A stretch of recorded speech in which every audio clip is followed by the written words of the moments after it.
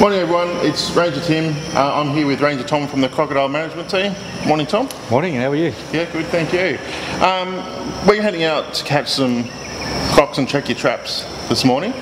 Before we do that, can you tell us a little bit about what the Crocodile Management Team does?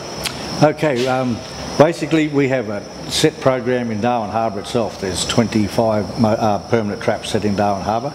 Now these have to be checked and rebaited every week.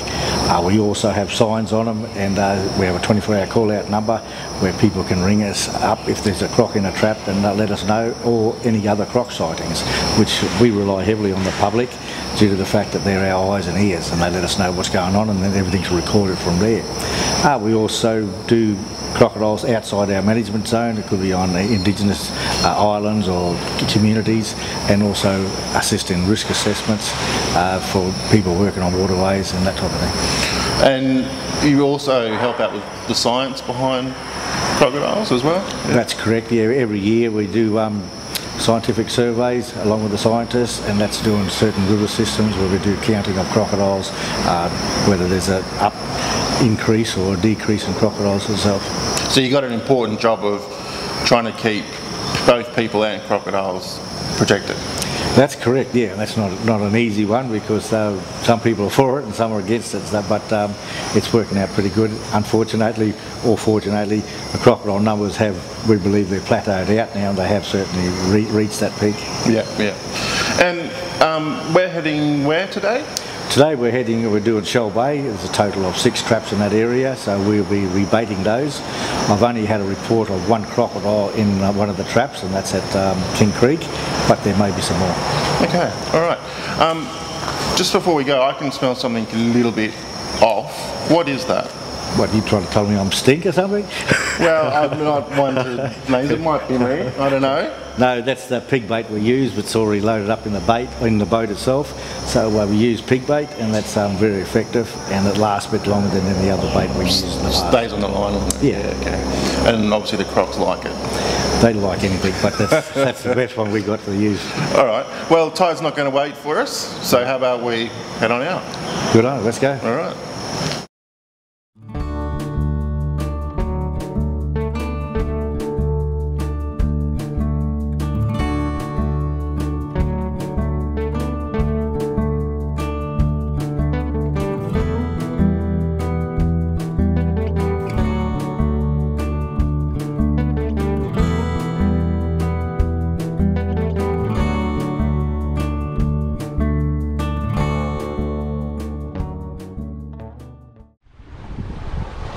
Just halfway along, mate. Yep. When working in Shoal Bay, the rangers have to work fast to beat the tides.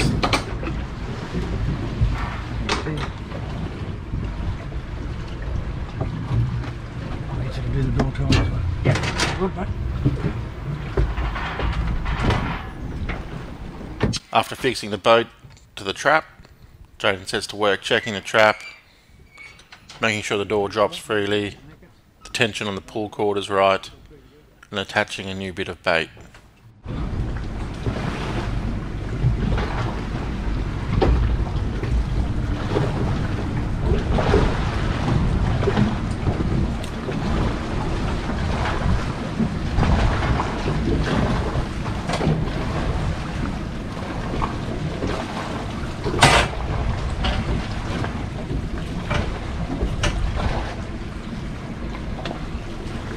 Tim, see what I mean when I say they see the white buoys when we say put an indicator buoy out? Yeah. You see most of them all have teeth marks on them. That's what, and soldiers just seem to love them.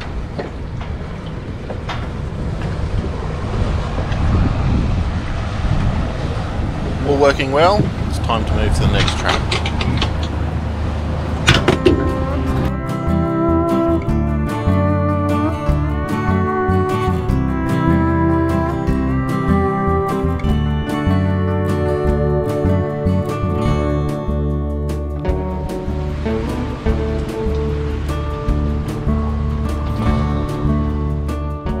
Okay, look, we just pulled up to a trap here, and the trap door is down, so there's and the cord itself has been pulled right back. So there's definitely a croc in here. What Jaden's going to do now, he's going to step onto the trap, open the gates up, and establish the size of the crocodile so we know what size rope we're going to use for that particular animal. Then from there he's going to pick the rope, whether it's a 12mm or smaller. Then from there he'll put what we call a snout rope over the top jaw of the crocodile. Now there's two teeth which protrude halfway along and protrude over the bottom jaw. That's where we have our noose which goes behind those two teeth. Once that's established, then the other person will step onto the trap with a zip tie, close those two jaws together.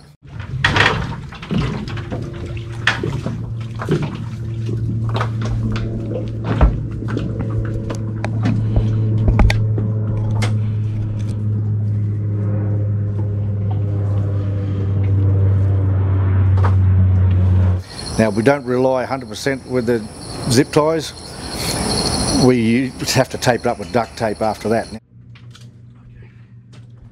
Get that other rope there, hold it here.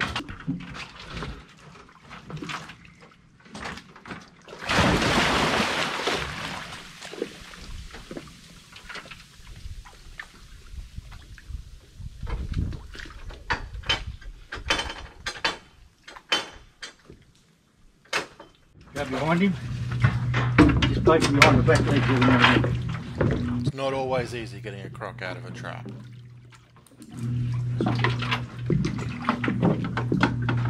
Just place him dead face. Back this way. Okay, just turn him around. Go up in front of him, in front of him. In front of him, Jack, he's out. Depending on the size of the animal, if it's a large animal we have to bring it outside the trap, around to the boat and hook it up to a little pulley and then tie it, do the zip tying, the duct tape from there, and also to cover his eyes to stop him from stressing. Okay, undo that, undo it.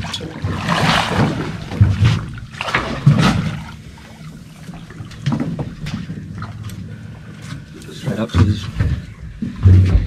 Through there. But remember, tie it off up there. On the end. Otherwise it goes away. Alright.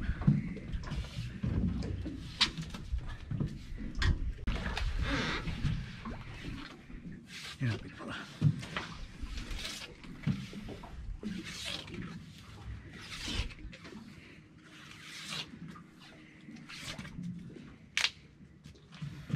Do that. We'll bring him around the back. I want you to go through here again, but this time we go through this that bar there, and then straight that little one there and onto there, okay? Yep. But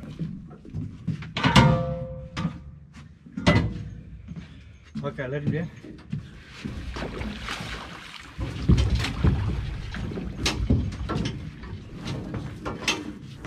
Come through your front, come around there.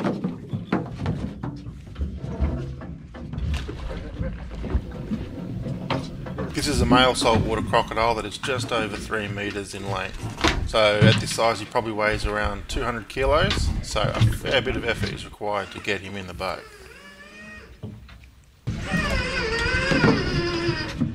Keep going. Keep going. Yep.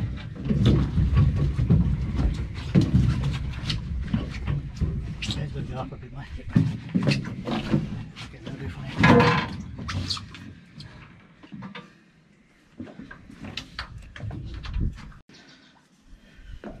If you are out on the water and you see the croc team working a trap, by all means go and say g'day. Just wait for the thumbs up before you approach, then you can get a chance to have a close-up look or take a photo. Yeah, very healthy. Well done, boys. That was very impressive. Thank you. We pulled up.